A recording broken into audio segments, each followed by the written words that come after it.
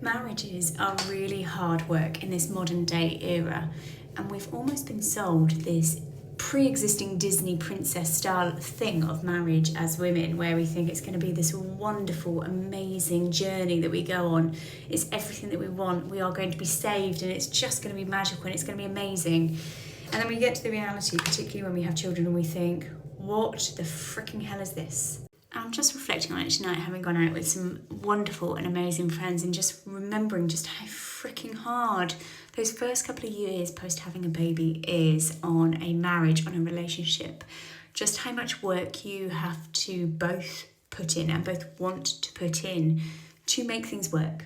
And how, if that doesn't happen, what happens is all of that work falls just solely on one person, and that one person takes on the lion's share of that work, and just how overwhelming, overstimulating, how hard that is.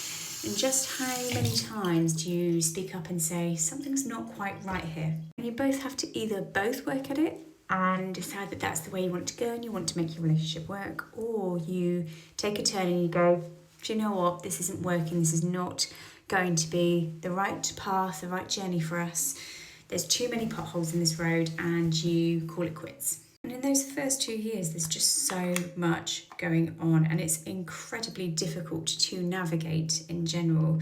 And sometimes it is just waiting for those clouds in the sky to disappear, and suddenly things become easier. This year, I said to my husband, do you know what, I actually quite like you now again. And he was really surprised at that I had said, oh, actually, there was points that I really didn't like you. And I genuinely have loved him throughout, don't get me wrong.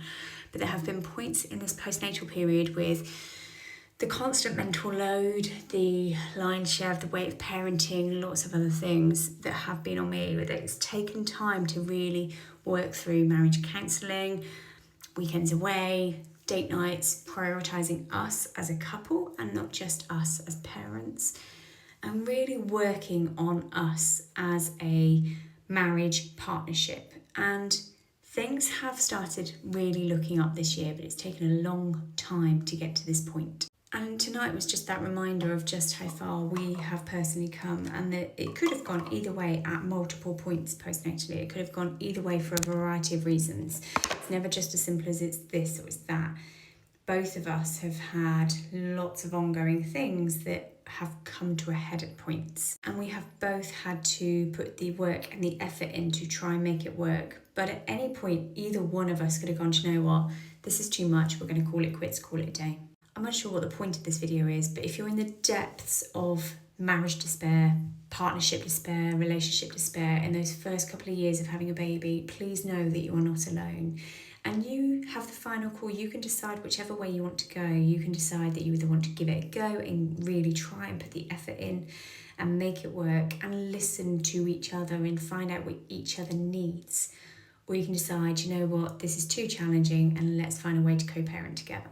It is in becoming a parent that I understand why many marriages do end up calling it a day, calling it quits, why lots of relationships break down, because having children, the sleep deprivation, the mental load, the constant overwhelm, the parenting and parenting a parent is so difficult.